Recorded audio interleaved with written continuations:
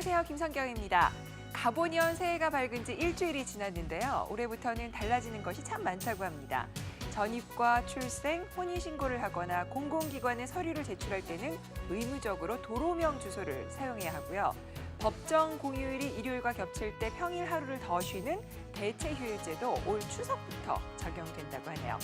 새해 달라지는 것들을 통해서 올해가 작년보다 더 살맛나는 한 해가 됐으면 좋겠습니다. 자, 이번에는 양지 리포터가 준비한 소식이죠? 어떤 내용이죠? 네, 저는 주부님들이 주목할 만한 소식입니다. 바로 쓰레기 중에 가장 골칫거리라는 음식물 쓰레기 내용인데요. 획기적으로 음식물 쓰레기를 처리하는 곳이 있다고 해서 찾아가 봤습니다. 지금 함께 하시죠. 전국 음식물 쓰레기 일일 발생량은 자그마치 13,537톤. 처리 비용만 1년에 8천억 원. 더군다나 음식물 쓰레기 처리 문제가 쓰레기 배출량 급증, 경제적 비용, 환경오염 등으로 인해 사회 문제로까지 부각되고 있어 음식물 쓰레기 처리를 위한 대책이 시급한 실정인데요. 문제가 이것만은 아닙니다. 한국소비자원이 음식물 쓰레기 수거함 손잡이의 위생 상태를 확인한 결과 일반 세균은 대형마트 카트 손잡이의 약 60배에 달하는 수준, 그리고 식중독을 유발하는 황색 포도상규군은 무려 30곳 중 9곳에서 검출됐다고 합니다. 이제는 우리의 건강까지 위협하는 음식물 쓰레기들, 이제 이게 필요할 때가 아닌가 싶습니다. 바로 음식물 쓰레기 처리 장치가 그 주인공. 겉만 봐서는 잘 모르겠는데요. 기존 장치와는 어떤 차이가 있는 건가요? 기존 제품과 음식물을 분해하는 과정은 동일합니다. 분해된 음식물 쓰레기가 저희는 분해실과 정화실이라는 저장된 탱크로 내려오게 되어 있습니다. 저장고인 그 분해실과 분해실로 내려오게 되면 음식물 쓰레기를 완전히 분해하는 형규성 미생물에 의해서 분해가 되고요. 정화실에서는 이제 그 분해된 음식물 쓰레기를 다시 정화시키는, 그래서 완전히 물로 배출하는 그러한 친환경적인 제품입니다. 저희들은 그 주부들이 음식물 쓰레기를 집에서 보관하거나 또는 바깥으로 이송해서 보관할 때 발생하는 냄새 문제라든지 벌레가 끼는 문제라든지 이런 문제를 완전히 해소할 수 있는 그러한 제품이고요. 더군다나 음식물 쓰레기를 갖다 배출하면서 발생하는 그런 부차적 오염 문제가 완전히 해소되기 때문에 친환경적인 제품이라고 말씀드릴 수 있습니다. 친환경적이라고 하니 좋은 건 같은데 얼핏 들어서는 잘 이해되지 않는 분들을 위해 어떤 시스템인지 조금 더 자세한 설명을 들어볼까요? 리워터링 시스템이라는 것은 음식물 쓰레기를 완전히 물로 변환하는 장치를 리워터링 시스템이라고 합니다. 기존의 처리가 어려운 음식물 쓰레기를 그 토양미생물을 이용하여 완전히 분해해서 하수처리장 유입 수질에 해당하는 BOD 200에서 300ppm으로 맞추는 유용한 장치입니다. 또한 체류 시간을 길게 하면 재생용수로도 쓸 수 있는 7 내지 10ppm 미만의 그 수질을 만들어서 그 적용용수로도 사용할 수 있는 그런 유용한 장치입니다. 이 음식물 쓰레기 처리 장치는 단연간에 걸쳐 축적한 차별화된 핵심 기술을 기반으로 탄생됐다는데요. 우선 쓰레기를 잘게 분쇄한 후 천연 미생물을 활용하여 음식물 쓰레기를 분해하고 자연 순환적으로 정화시켜서 수자원으로 재활용하기 때문에 2차 오염을 유발하지 않는다고 합니다. 또한 하수처리장의 처리 비용 절감과 함께 탄소 배출량 또한 기존 방식과는 달리 전기 사용량이 적어 기존의 4분의 1 수준입니다.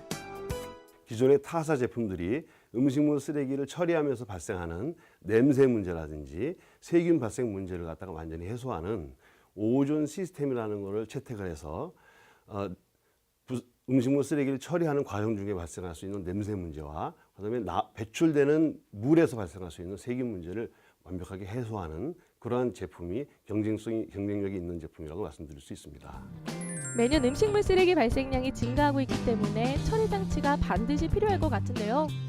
그 일본에서는 그 정부가 음식물 쓰레기 처리에 대해서 그 1990년도에 그 정부의 그 인증 제도라는 거 돼가지고 그 일본에서 그 처리를 하고 있습니다. 그 처리함으로써 일본 내에서는 그 가정집에 대한 그 음식물 처리가 원활하게 돼가 깨끗한 환경적으로 모든 깨끗하게 돼 있는데 우리나라는 아직 그런 게 그 아직 안 돼 있어가지고 저희가 그 이게 그 향후에 우리나라에 그 접목을 시켜가지고 하게 되면 한국의 그 환경적인 면이나 위생적인 면, 그 도시 개발 계획에 많은 도움이.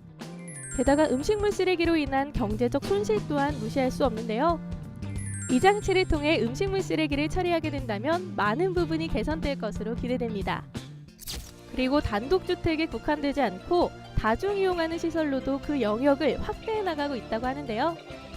운영 방법은 저희가 그 유지 관리하는 게 굉장히 핵심적인 부분이 있기 때문에 하청을 주는 게 아니라 본사에서 철저히 교육을 받은 사원이 모든 유지 관리와 AS를 담당을 해서 저희 그 시스템이 문제가 없도록 할 생각입니다.